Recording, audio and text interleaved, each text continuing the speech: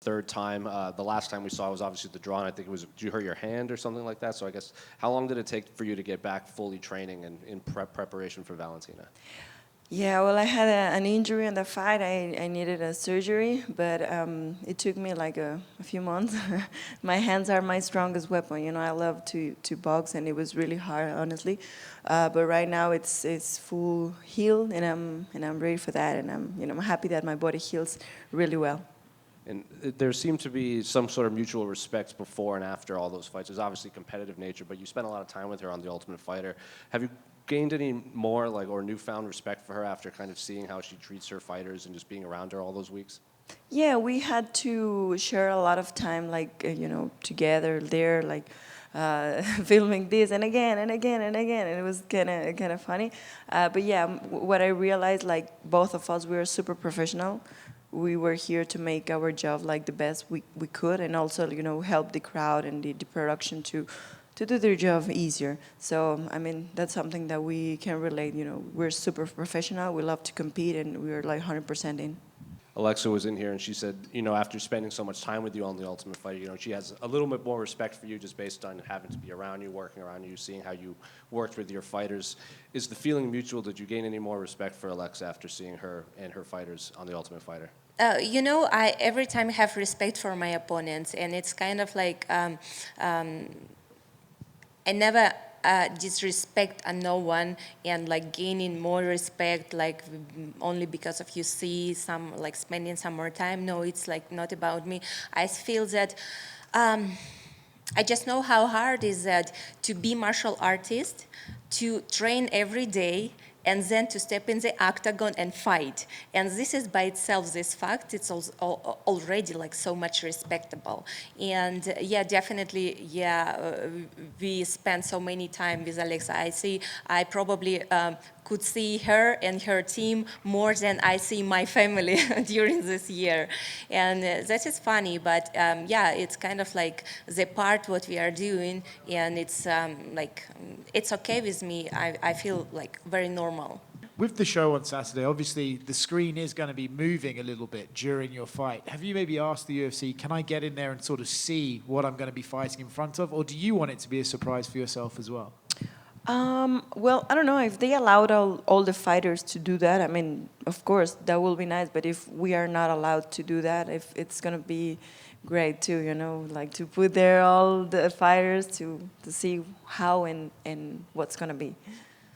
What would you describe your relationship with Valentina like at the moment? Obviously, everyone who coaches alongside their opponent usually gets a little bit tired of them by the end of the season. How would you describe your relationship with her?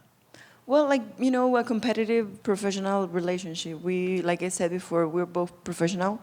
We're here to do our job. We love to compete. And I mean, we just found that fighting each other is really, really tough and amazing. And so, I mean, it's cool. And obviously, after preparing for her in back-to-back fights, did you have to do anything differently this time around that maybe you didn't do the last two times? Can say that last two times. I would say it's wrong say that way, because our second fight, and everyone could see that I won the fight, but they give a draw. And like you imagine, a draw in these circumstances, it's say by itself. So like what should I do? What should I change? I don't know. I really had to focus on like to perform and to prepare myself the best way what I can.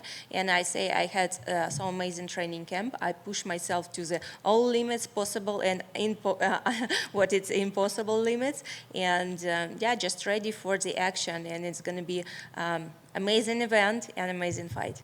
And last one from me, they say the environment you're fighting in will be a world. They won't say what sort of world it would be, but if you could pick the world that you're fighting in at the Sphere, what would it be? All of them. I mean, I love the whole Mexican history. I love each one of the stages of my country. So, like, anyone, all of them. Alexa over here. Alexa, last year the Noche UFC event was obviously very special. There was a lot of great energy from the fans and the fighters involved. How do the emotions for this one compare to the last one last year? Well, last year it was like the test, the first Noche UFC, like 100% Mexican graphics, fighters, environment, music. It was really good. the fights were amazing, and I think that's why we are doing this once again. So now it's a pay-per-view. Now we have like different location, different everything. Everything is new, and I don't know. I just think it's special. Any other country had the opportunity to have like a party for their Independence Day, and this talks about like how we fight. You know, like Mexican heart. We're always going forward. We're going, you know, trying to, you know, every single minute to fight, and it's really cool. Valentina, just one from you over here. Last year, I remember you mentioned the influence that the Mexican crowd had over the potential decision, or the decision that was made with the 10-8 at the end. Is that a concern you have going into this fight, given now it's going to be a pro-Mexican crowd again? The concern is like to finish the fight. This is number one what is my head. It's like when to see the opportunity, yeah, to just do what you have to do, like 100% finish the fight. And you know, I've been in martial arts like for 31 years. I started when I was 5 years old to train.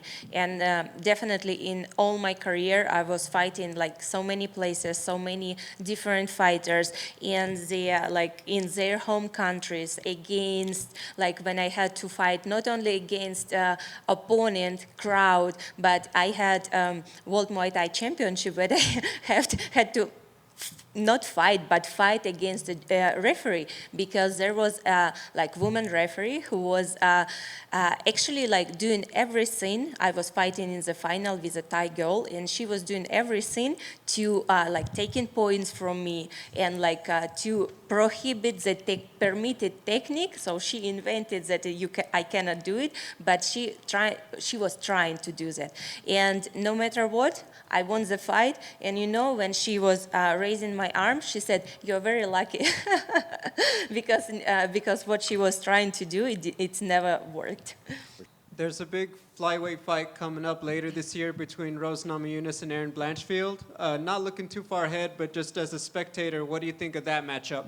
I think it's a great matchup. I'm truly amazed about the flyweights, because even it's the newest division in the UFC, I mean, all the girls are fighting amazing. All the flyweights are doing really, really great.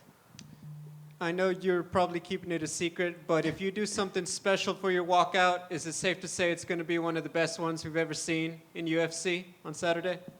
No, I'm you know, guys, I'm not that kind of, I don't know. I don't do that thing, you know. I'm focused on my fight. I always, you know, the main goal when I'm walking to the octagon is just, you know, the fight. So, no. Valentina over here.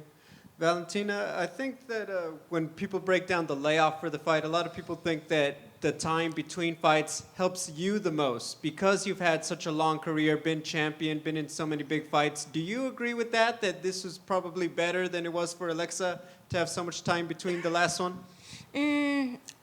I don't know. It's like to compare, like, I don't know, it's better for me or better for her, but I think I know exactly it's good for me because I